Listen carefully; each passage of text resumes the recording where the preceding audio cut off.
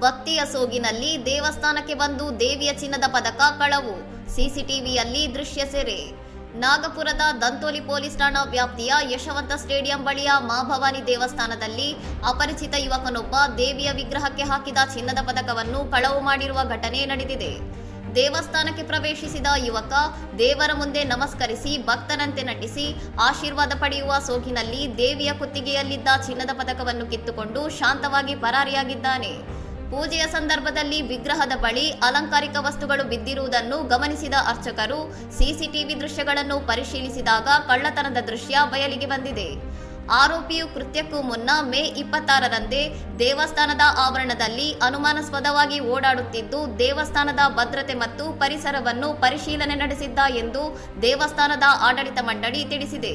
ದೇವಸ್ಥಾನದ ಪ್ರತಿನಿಧಿಗಳ ದೂರಿನ ಮೇರೆಗೆ ದಂತೋಲಿ ಪೊಲೀಸರು ಪ್ರಕರಣ ದಾಖಲಿಸಿಕೊಂಡಿದ್ದು ಆರೋಪಿಯನ್ನು ಪತ್ತೆ ಹಚ್ಚಲು ಸಿಸಿಟಿವಿ ದೃಶ್ಯಾವಳಿಗಳನ್ನು ಆಧರಿಸಿ ತನಿಖೆ ನಡೆಸುತ್ತಿದ್ದಾರೆ. ಇನ್ನಷ್ಟು ಸುದ್ದಿಗಳಿಗಾಗಿ ನೋಡ್ತಾ ಇರಿ ಸೌರಂ ಟಿವಿ.